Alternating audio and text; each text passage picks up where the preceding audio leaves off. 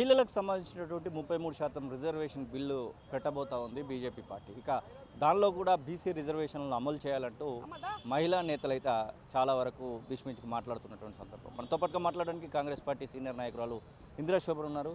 Madam, ప్రధానంగా 33% reservation మీరు అసలు స్వాగతిస్తున్నారా అంటే ఏం చెప్తారు?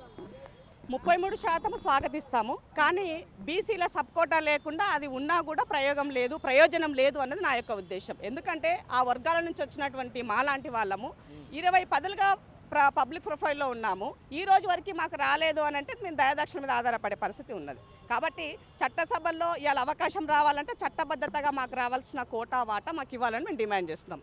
ఇదే మోదీ గారు ఒకటే మాట చెప్తున్నారు. రాహుల్ గాంధీ గారు అసెంబ్లీ పార్లమెంటు సాక్షిగా లేవనెత్తినప్పుడు మేము రేపు జనగణన చేస్తాం, దాంట్లో కులగణన కూడా చేస్తామని చెప్తున్నారు. మరి 2023 సెప్టెంబర్లో బిల్లు మీరు పెట్టినప్పుడు, మహిళా బిల్లు పాస్ అయినప్పుడు దానికోసం అమెండ్మెంట్కు ఈ ఎలక్షన్ సమయంలో ఎందుకు 3 రోజులు స్పెషల్ సెషన్ చేస్తున్నారని అడుగుతున్నాం. 2027లో మీరే చెప్పినారు జనగణన కులగణన చేస్తామని.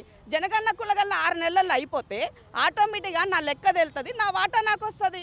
అంటే ముందుగానే దాన్ని అమెండ్మెంట్ చేస్తూ 2021 జనాభా లెక్కల ప్రకారంగా చేస్తాము అని అంటే దీంట్లో కుట్ర దాగి ఉందని క్లియర్గా అర్థమవుతున్నది. మీకు మాకు ఇచ్చే ఉద్దేశం లేదన్నది ఒక క్లారిటీ వచ్చేస్తుంది దీంట్లో. కాబట్టి చాలామంది ఏం మాట్లాడుతున్నారంటే బిల్లు అయితే పాస్ అయితే కానీ అంటున్నారు. నేను లేని బిల్లు పాస్ అయితే నాకెందుకు అని అడుగుతున్నాను. నేను 60% ఉన్న నా వాటా లేకపోతే నేను ఎందుకు మీతుకు సపోర్ట్ చేయాలని అడుగుతున్నా. Straight question. ఇవాళ కీరోల్లో నరేంద్ర మోదీ ఓబీసీ మంత్రిగా ఉన్నాడు. ఓబీసీ ప్రధానమంత్రి అయినప్పుడు కూడా నాకు దక్కకపోతే మరి ఇంకెన్నడు దక్కుతుంది? బనియాలు చెప్పినటువంటి ముచ్చటను నరేంద్ర మోదీ గారు ఇంప్లిమెంట్ చేస్తున్నారు.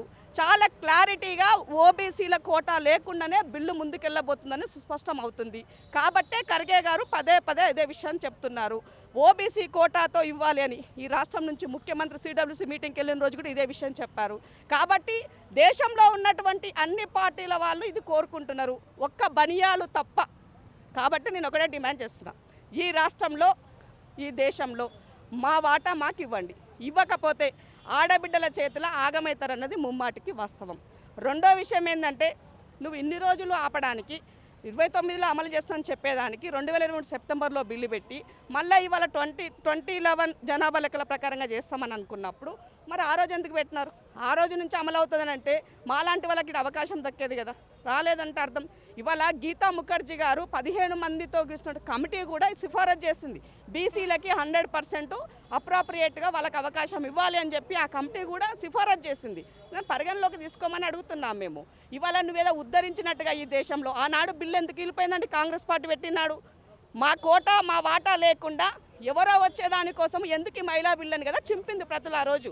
మరి ఇవాళ నువ్వు మళ్ళీ అదే చేసినప్పుడు ఉపయోగం ఏముందని అంటున్నాం. కొద్దిమంది సన్యాసులు మాట్లాడుతున్నారు ఏమనంటే, ఆ రోజు చింపినారు కాబట్టి 30 సంవత్సరాల మహిళలు లేదంటే ఏ మహిళ కావాలా? ఇవాళ ఫర్ ఎగ్జాంపుల్ తెలంగాణ రాష్ట్రం ఉన్నది. తెలంగాణ తీసుకుంటే మెదక్ నుంచి సుంతా లక్ష్మారెడ్డి, మహబూబ్ నుంచి డికారణ గారు ఉన్నారు, ఆమె కోడలు పర్ణికారెడ్డి గారు ఉన్నారు. అట్లాగే వరంగల్కి వెళ్తే యశస్వి రెడ్డి ఉన్నారు, నల్గొండ పోతే మన పద్మిరెడ్డి గారు ఉన్నారు. ఇట్లా తీసుకుంటా ఏమంటున్నారు? ఇప్పుడు ఒకవేళ 33% రిజర్వేషన్ వచ్చినా కానీ అగ్రవర్ణాలకి అవి పోతాయి అన్నటువంటి ఆశ ఆలోచన. అందుకే అంటున్నా, అందుకే ఇప్పుడు ఎస్సీ ఎస్టీలకు 15% రిజర్వేషన్ ఉన్నది. సో కాబట్టి ఉన్న దగ్గరలో కనీసము ఉమెన్కి అవకాశం ఇస్తున్నారు. కాబట్టి కడియం కావే ఎంపీగా పోయింది. మరి వాళ్ళ మాకు లేదు కదా అవకాశం. కాబట్టి మమ్మల్ని జనరల్ కోటాలో తీసుకోవడంతో వాళ్ళ దయాదాక్షిణ పైన ఆధారపడి పార్టీల దయాదాక్షిణలతోనూ సీట్లు ఇస్తున్నారు మహిళలకి.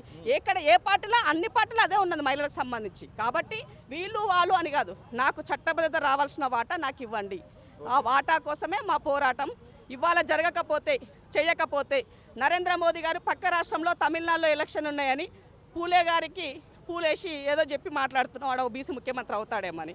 మరి అక్కడ రాజకీయ కోణంలో ఉపయోగించుకుంటున్నప్పుడు దేశవ్యాప్తంగా ఉన్నటువంటి బీసీ మహిళ ఓట్లు కావాలనుకున్నప్పుడు డెఫినెట్గా దాన్ని అమలు చేసేటువంటి ప్రయత్నం చేయమని అడుగుతున్నాం మేము.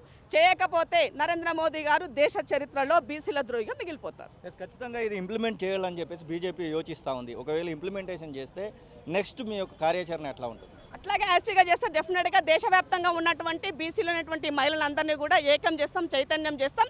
ఇవాళ లోకల్ బాడీలో చాలామంది 50% ఉన్న దాంట్లో చాలామంది వరకు జెడ్పీ చైర్మన్లు, ఎంపీ చేయమంటారు, మున్సిపల్ చైర్మన్ల నుంచి బీసీ మహిళలే ఉన్నారు. రేపు వాళ్ళు అప్గ్రేడ్ అవుతారు ఎమ్మెల్యేలుగా ఈ బిల్లు పాస్ అయినట్లయితే. కాబట్టి అది చేయలేకపోతే డెఫినెట్గా అందరి ప్రజాప్రతినిధులు ఏకం చేస్తాం. జంతర్ మంతర్ కాదు, నరేంద్ర మోదీ ఇంటి ముందే ధర్నా పెడతాం. ఇది ఇందిరా సోమ చెప్తున్న మాటలు. మొత్తం మీద బీసీలకు రిజర్వేషన్స్ కల్పించకుండా ఉమెన్ రిజర్వేషన్ కల్పించినా మేము దానికి ఒప్పుకోమనేటువంటి మాటను అయితే వారు చెప్తున్న పరిస్థితి. అసలైన తొలి వెలుగు. ఫాలో వాట్సాప్ @తొలి వెలుగు అఫీషియల్.